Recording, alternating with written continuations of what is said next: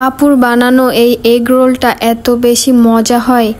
আসসালামু আলাইকুম, আশা করি সবাই ভালো আছেন। চলে আসছি ছোট্ট একটা ব্লগ নিয়ে। যত ফাস্টফুড টাইপের আইটেম আছে সবগুলো আমার আপু আমাকে বানিয়ে খাওয়ায়।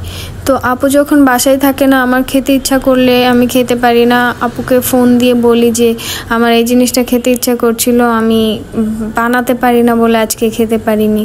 তো আজকে যখন আপুর কাছে এগ রোল খেতে চেয়েছিলাম, তখন আপু বলল যে আজকে সব কিছু তুই করবি, আমি শুধু ইনস্ট্রাকশন দিয়ে দিব, তুই নিজ হাতে বানালে শিখে যাবি, তখন হচ্ছে আর কারোর জন্য ওয়েট করতে হবে না, খেতে ইচ্ছা করলে নিজেই বানিয়ে খেতে পারবি।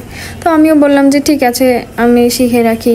অবশ্যই শিখে রাখা ভালো, তাহলে নিজের ইচ্ছা মতো যে কোনো সময় বানিয়ে খাওয়া যাবে। এগ রোল আর চিকেন রোল বানানোর প্রসেসটা অলমোস্ট সেমই, শুধু চিকেন আর এগের যে ডিফারেন্সটা, এটা ছাড়া আর কোনো ডিফারেন্স নাই। একই রকম করেই বানাতে হয়। গাজর দিয়েছিল আপু, আর কি একটা সবজি যেন দিয়েছিল, এটা দিয়ে ডিম দিয়ে আর কিছু মশলা আর পেঁয়াজ দিয়ে মিক্স করে নিয়েছিল। রোল করাটা দেখে প্রথমে ভেবেছিলাম অনেক বেশি সহজ হবে মনে হয়, কিন্তু আমি যখন প্রথমবার বানাতে যাই ঠিকঠাক মতো হয় নাই, পরে কয়েকবার চেষ্টা করার পর হয়েছিল।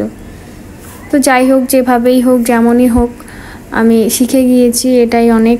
তারপর রোলগুলোকে মিডিয়াম হিটে বেশ কিছুক্ষণ ভেজে নিতে হবে।